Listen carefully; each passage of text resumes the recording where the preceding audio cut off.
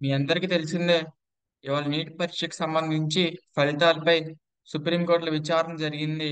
So విచారణ సారాంశం ఏంటి అని చెప్పి క్లుప్తంగా మనకి ఈ దినపత్రిక వాళ్ళు మనకి ఇచ్చారు న్యూస్ అనేది. సో మీకు క్లియర్ గా చెప్తాను. సో వైద్య విద్య కోర్సుల్లో ప్రవేశాల కోసం నిర్వహించిన నీట్ 2024 పరీక్షలు అవకతవకలు జరిగినట్లు గత కొన్ని రోజులుగా ఆరోపణలు వెల్లువెత్తుతున్నాయి. ఈ క్రమంలో నీట్ ప్రవేశ పరీక్షలు రద్దు చేయాలంటూ సుప్రీంకోర్టులో పిటిషన్ దాఖలైంది. సో నీట్ ప్రవేశ పరీక్ష రద్దు చేయాలి అని చెప్పి మనకి సుప్రీంకోర్టులో ఒక పిటిషన్ దాఖలైంది. దీనిపై జస్టిస్ విక్రమ్నాథ్ గారు మరియు జస్టిస్ అమనుల్లాతో కూడిన వెకేషన్ బెంచ్ మంగళవారం జూన్ 11న విచారణ జరిపింది. పరీక్షను క్యాన్సిల్ చేయడం అంత సులువు కాదని ధర్మాసనం అభిప్రాయపడింది.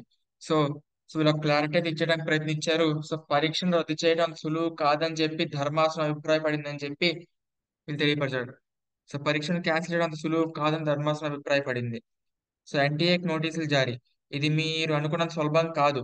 అలా చేస్తే పరీక్షకున్న గౌరవం, పవిత్రత దెబ్బతింటాయని చెప్పి వీళ్ళు తెలియపరిచారు. సో పరీక్షను రద్దు చేయడం అంత సులభం కాదని, సో పరీక్షను రద్దు చేయాలి అని అంటే ఆ పరీక్ష యొక్క గౌరవం మరియు పవిత్రత దెబ్బతింటాయని చెప్పి వీళ్ళు పేర్కొనడం జరిగింది.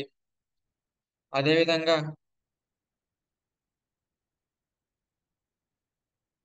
ఈ ఆరోపణలపై మాకు సమాధానాలు కావాలని ధర్మాసనం పేర్కొంది. దీనిపై స్పందన తెలియజేయాలని నేషనల్ టెస్టింగ్ ఏజెన్సీ ఎన్టీఏ వాళ్ళకి నోటీసులు జారీ చేసింది. ఇక ఈ పరీక్షలో ఉత్తీర్ణత సాధించిన అభ్యర్థుల కౌన్సిలింగ్ ప్రక్రియపై స్టే ఇచ్చేందుకు ధర్మాసనం నిరాకరించింది. సో మీకు కౌన్సిలింగ్ అనేది యథాతథంగా జరిగే అవకాశం ఉంటుంది. సో కౌన్సిలింగ్ పైన స్టే అవడానికి సుప్రీంకోర్టు ధర్మాసనం నిరాకరించిందని చెప్పి తెలియపరిచారు. తద్వారా మీరందరూ కూడా కౌన్సిలింగ్ కి ఏర్పాట్లు చేసుకోవాల్సిందే అని చెప్పి ఇండైరెక్ట్ గా తెలియపరిచారు. అనంతరం దీనిపై తదుపరి విచారణ జూలై 8కి వాయిదా వేశారు. సో జూలై 8కి వాయిదా వేశారంటే అసలు చాలా టైం. జూలై 8 అని అంటే ఈ పాటి కౌన్సిలింగ్ ప్రక్రియ మొదలైతే ఇక నిజంగా ఒక 20 రోజులు టైం ఉంటుంది కాబట్టి 20 రోజుల్లో కౌన్సిలింగ్ ప్రక్రియ డేట్స్ అయితే షెడ్యూల్ అయితే ఇచ్చే అవకాశం ఉంటుంది. కాబట్టి సో మరి ఇట్లానే వాయిదా వేసుకుంటూ పోతే మరి చివరికి ఎట్లా ఉంటుంది ఏంటని చెప్పి మనం తెలుసుకోలేకపోతున్నాం. ఎందుకనంటే గత సంవత్సరం ఏపీకి సంబంధించి వైద్య విద్య మెడికల్ కాలేజెస్ లో బిఎన్సి కేటగిరీకి సంబంధించి పిటిషన్లు దాఖలైంది సుప్రీంకోర్టు, హైకోర్టు ఆఫ్ ఆంధ్రప్రదేశ్ లో.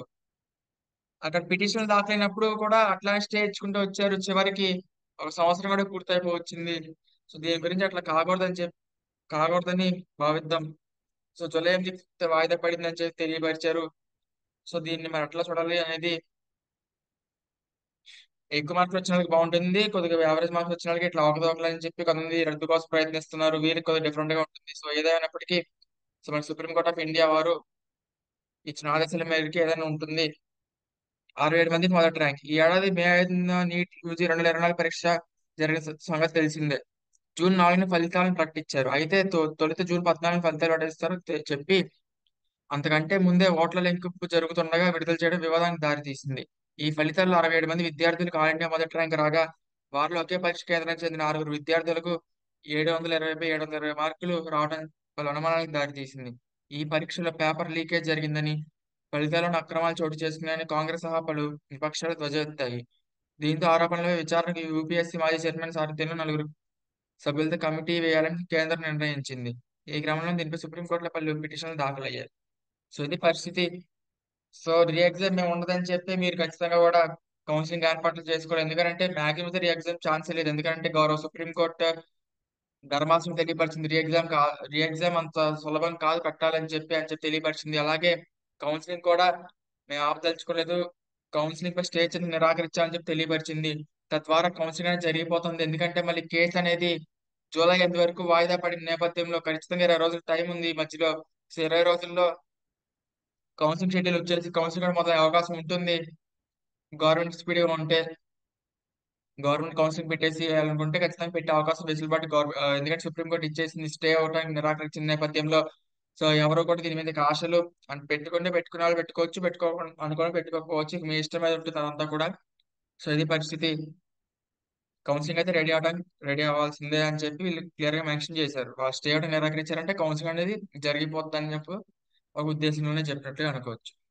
సో ఇది పరిస్థితి. Thank you. Please like, share and subscribe this channel.